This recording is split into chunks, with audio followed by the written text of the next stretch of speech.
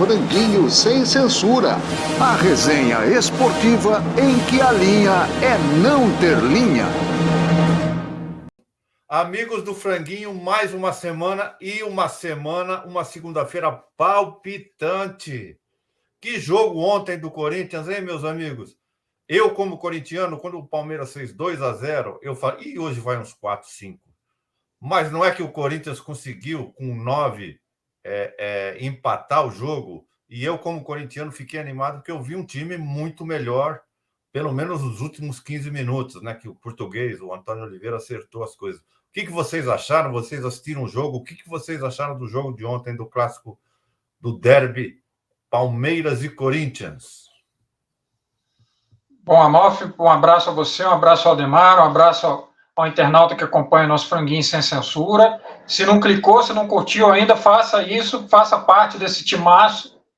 Em relação ao jogo de ontem, acho que talvez seja a grande notícia para o torcedor corintiano em muito tempo, né? Desde a conquista da Copinha, o clima era de apreensão e só notícia ruim e coisa dando errado, e jogador que não chegava, e o mano que não saía, e o substituto que não podia estrear, enfim. Ontem parece que as coisas se encaixaram e em cima daquilo que o Ademar já tinha comentado antes, né? O Antônio Oliveira, claro que tem todo o seu mérito, mas vai muito das opções que ele tem, né? Ontem ele botou o Pedro Henrique, botou o Mateuzinho, etc.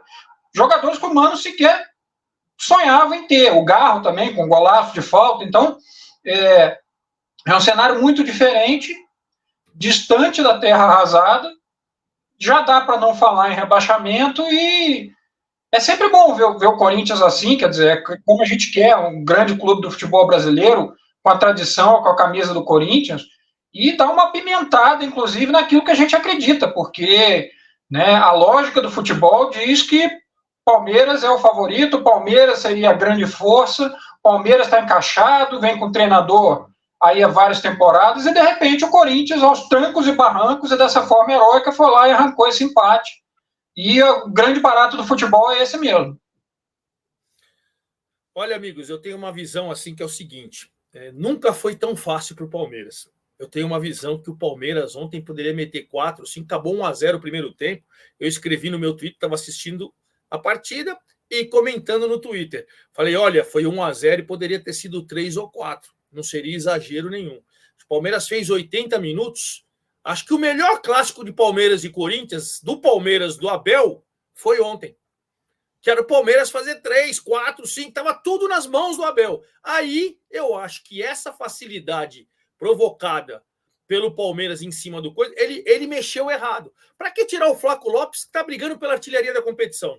O Hendrick saiu machucado, verdade seja dita. Para que colocar Gabriel Menino e tal? Você pediu me fugiu a memória que o garoto que contratou do Flamengo, e ele ficou no banco e não entrou, cara.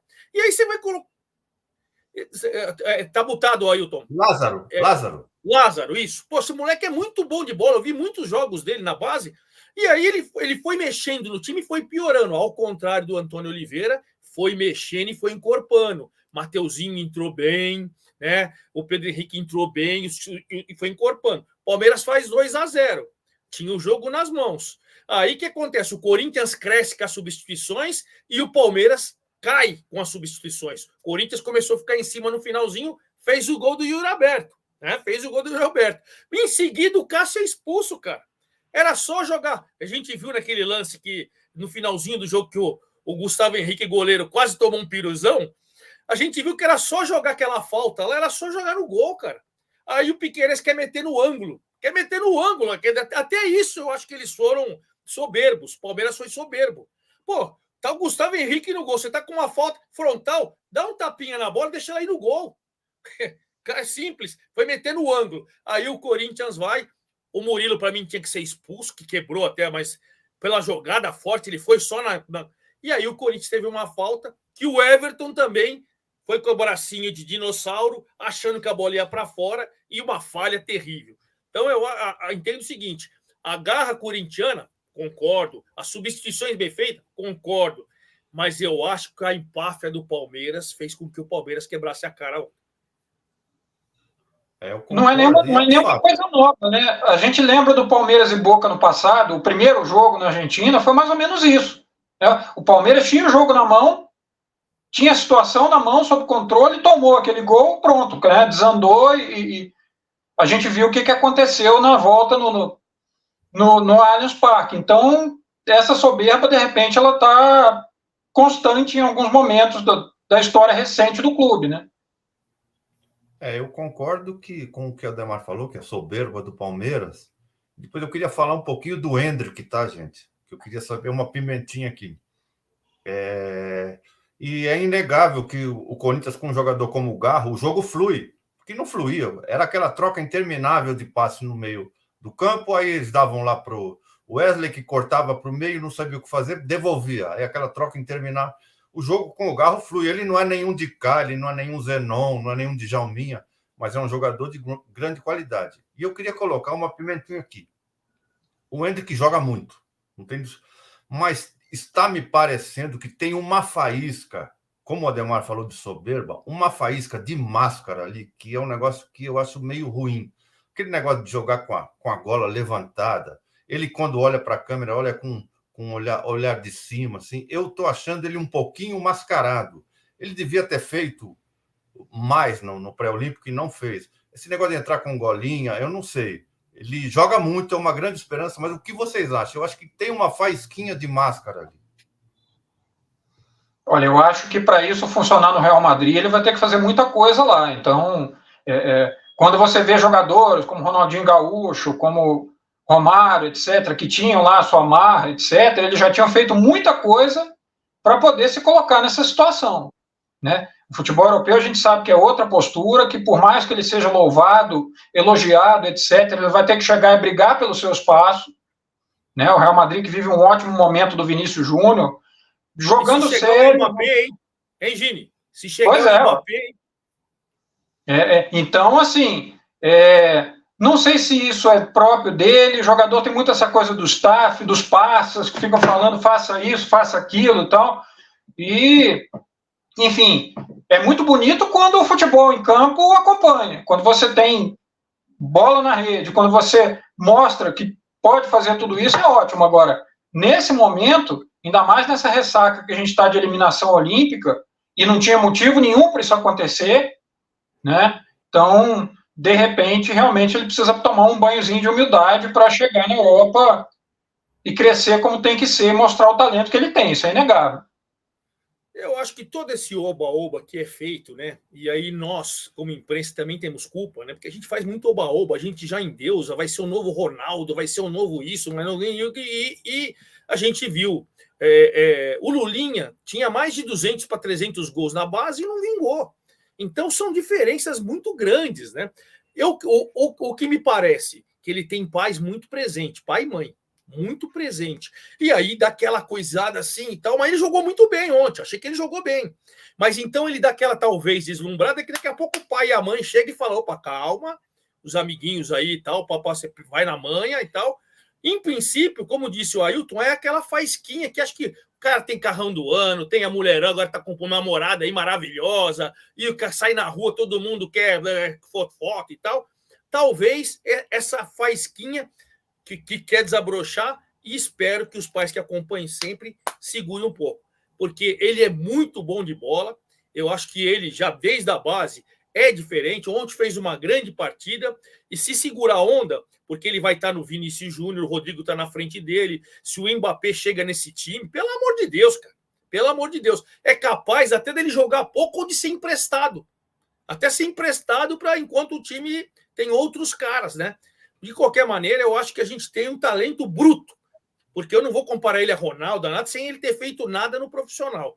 Eu acho que ele tem talento, pode ser craque, pode jogar na seleção, mas vamos com calma. É isso que eu entendo. Ademar, tomara... Não, eu faço questão de ressaltar que ele joga muito, mas eu senti uma faísquinha. Tinha um jogador, acho que está na Portuguesa agora, é Vitor Andrade, né, Ademar? Isso.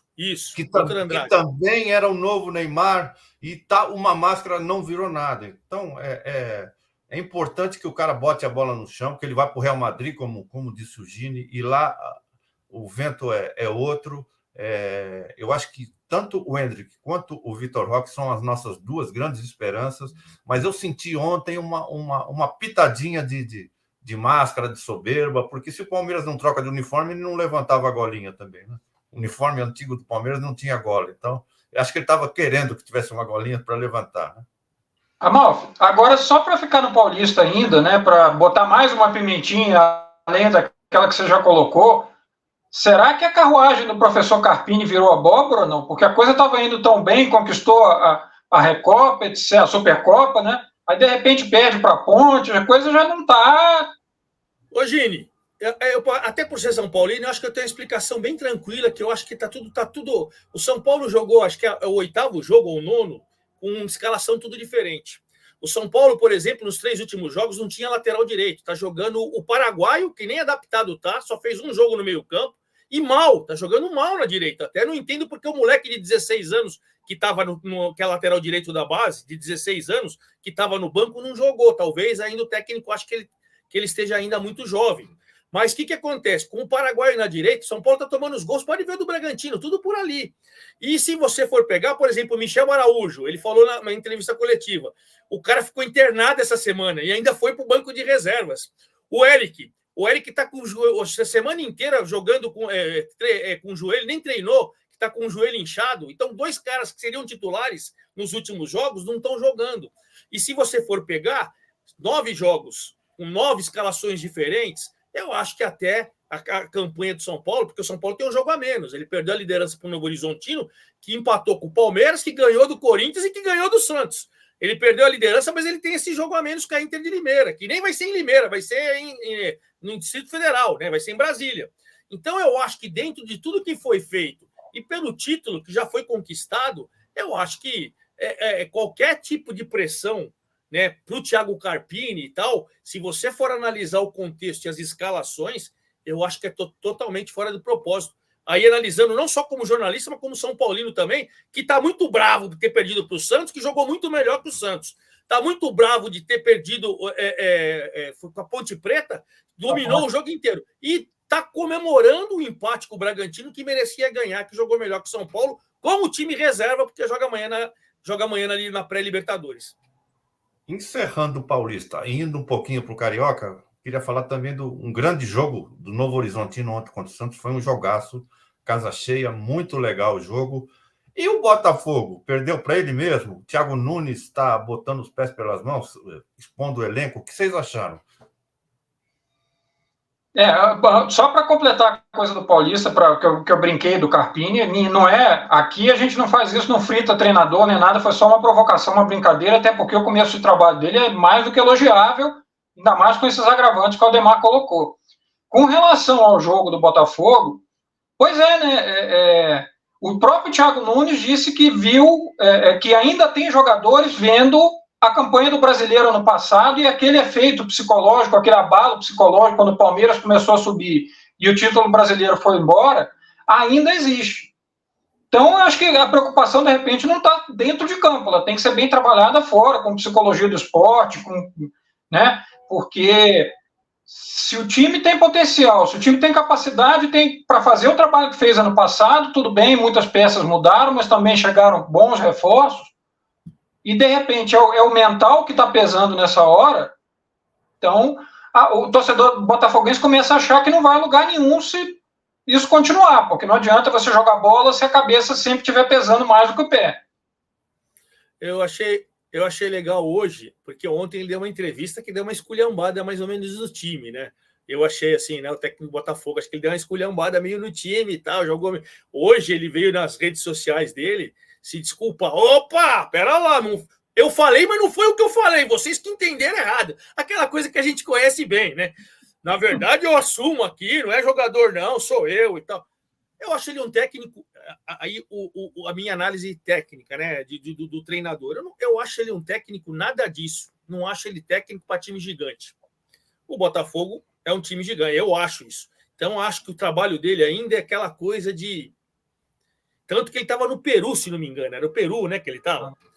Eu acho que ele perdeu espaço no futebol brasileiro, foi para lá e o Botafogo, no desespero, foi buscá-lo.